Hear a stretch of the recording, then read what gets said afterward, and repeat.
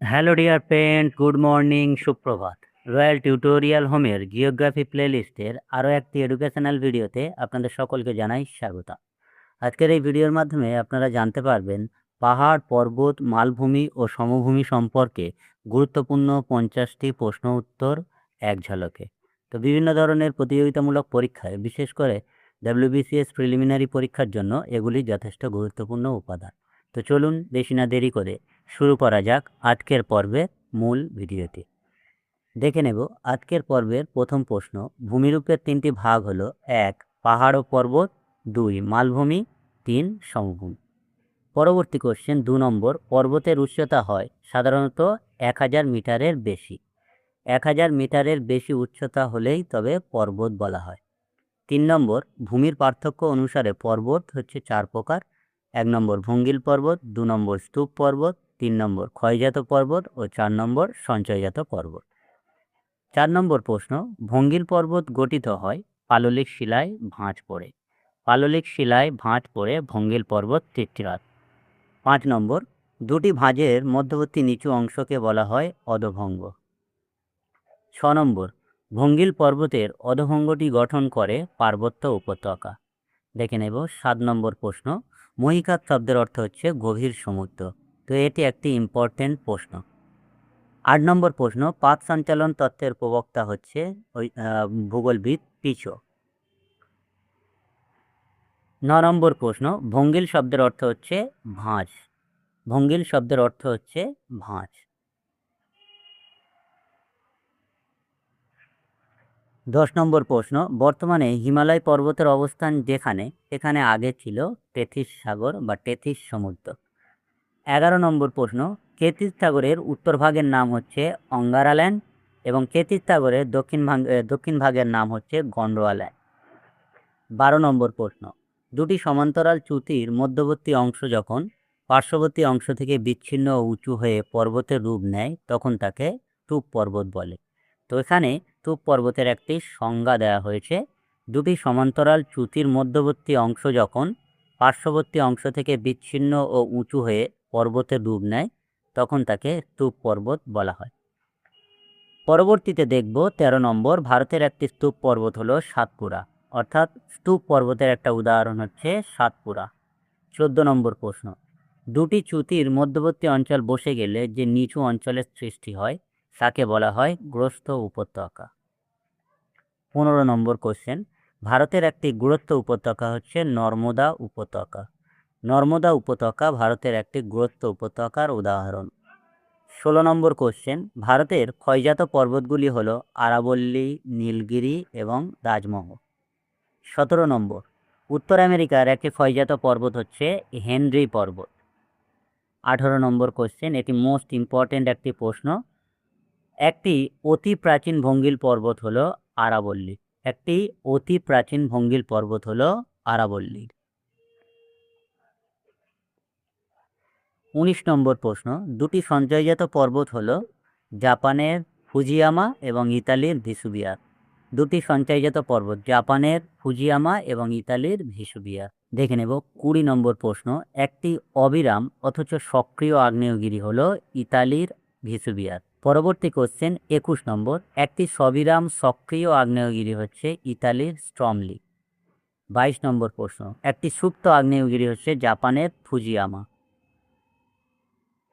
23 নম্বর, একটি মৃত আগ্নেয়গিরি হচ্ছে মায়ানমারের পোপো, অর্থাৎ এই আগ্নেয়গিরি থেকে আর কখনোই অগ্ন্যুৎপাতের সম্ভাবনা থাকে না।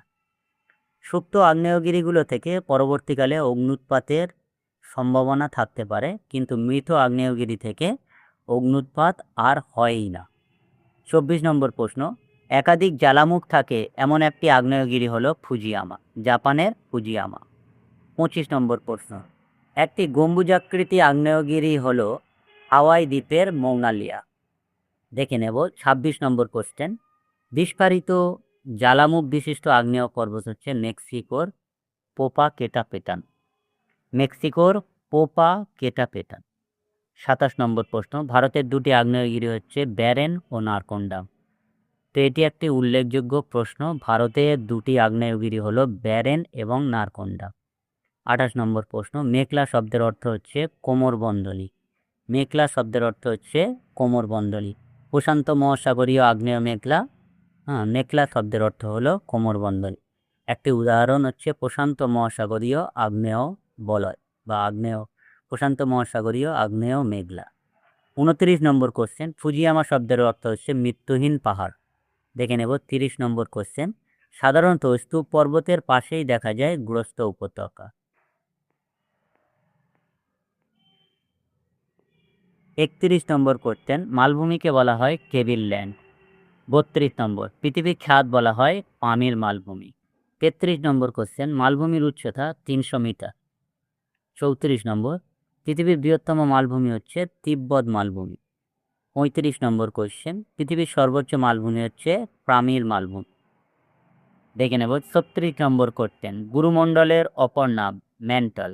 গুরুমণ্ডলের অপর নাম ম্যান্টল। পরবর্তী কোশ্চেন 37 নম্বর, নদী, হিমবাহ ও বায়ুর ক্ষয়কার্যের ফলে গঠিত মালভূমি হচ্ছে বুন্দেলখণ্ড ও বাখেলখণ্ড। 38 নম্বর কোশ্চেন, দাক্ষিণাত্যের লাভা গঠিত মালভূমির নাম হচ্ছে ডেকান ট্রাপ। দেখে নেব 39 নম্বর কোশ্চেন, ভূমিকম্পের ফলে সৃষ্টি হওয়া মালভূমিগুলো পর্বতবেষ্টিত মালভূমি।